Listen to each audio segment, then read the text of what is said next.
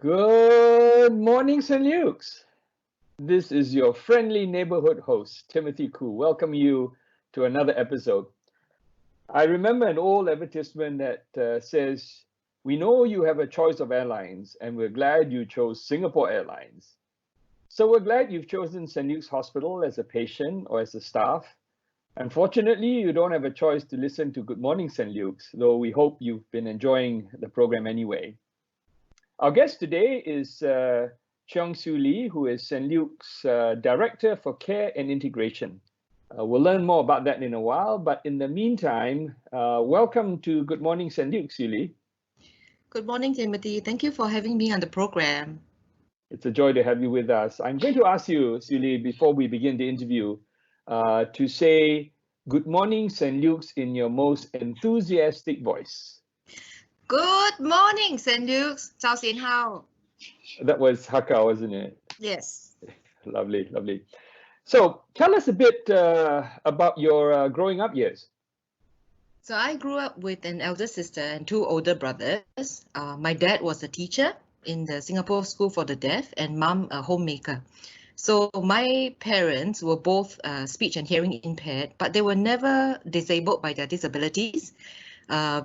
We learned to be their voices and ears as we grew up, and we learned sign language so that we could communicate with them. So they worked hard and brought up the four of us without much family support because they migrated to Singapore.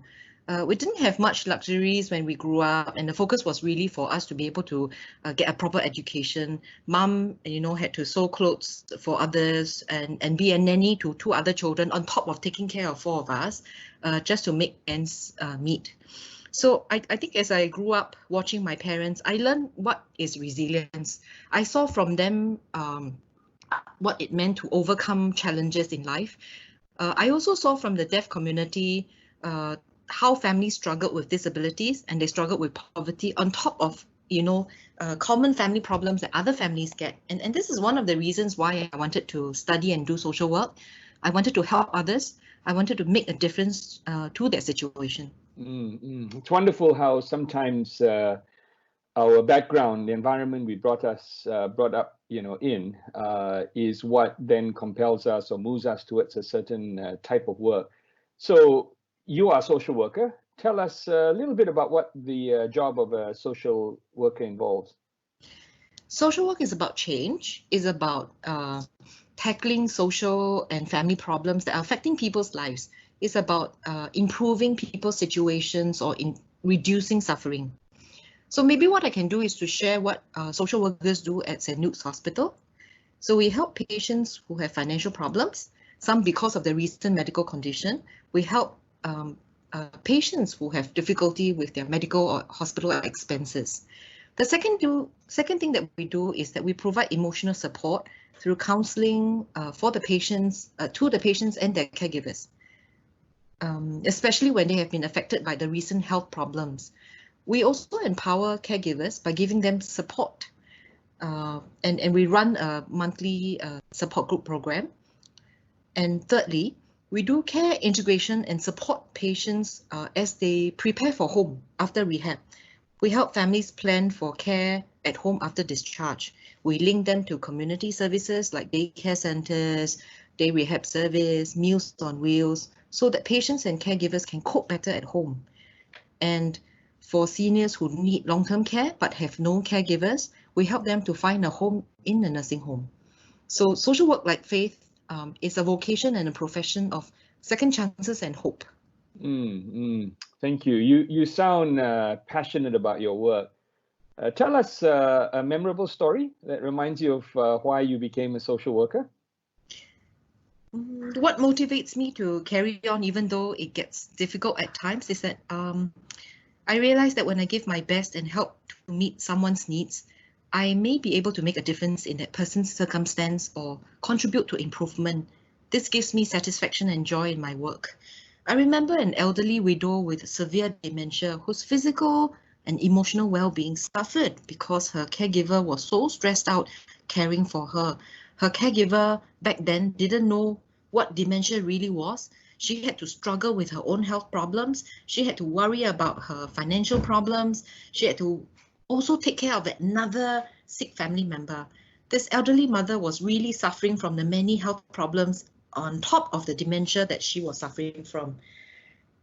With much effort, we managed to find a home for the elderly mother and the other sick family member so that the caregiver could be relieved and could have the time and space to be able to take care of her own health problems.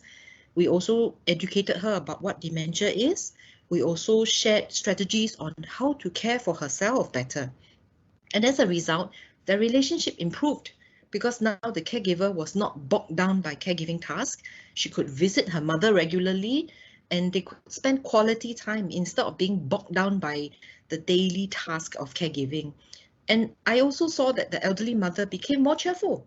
She was also able to engage in activities more. And so this is one story that reminds me to persevere in reaching out to the vulnerable and journey together with them and their families. Thank you. Thank you. And so in conclusion, Siew Li, in this period when, again, as you know, patients are not allowed visitors, what encouragement might you want to bring them? And then also separately, encouragement to your colleagues at St. Luke's Hospital. So I think for our patients, maybe I can speak in Mandarin. Lovely. 大家早上好，这段时间大家辛苦了。我希望各位叔叔跟阿姨们能够在圣路加的环境中身心康复，请不要放弃，请不要气馁，要坚持下去哦。我和我的同事们都在您的身旁支持您，我们都会用我们的力量和技能帮助你身心康复。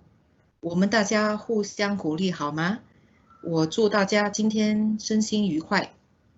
I'd like to encourage our patients not to give up, not to be discouraged, do persevere.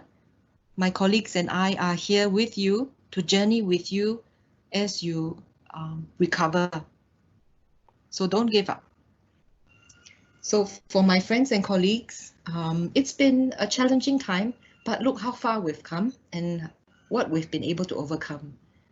Thank you all for your hard work, sacrifices, dedication, and commitment. It is not just now, but more so now. Your effort makes a difference to that someone you're caring for, that someone you're helping, that someone you're giving treatment to. So let us keep on keeping on. Let us, as we live in hope, give hope to others. Be that rainbow in someone's cloud.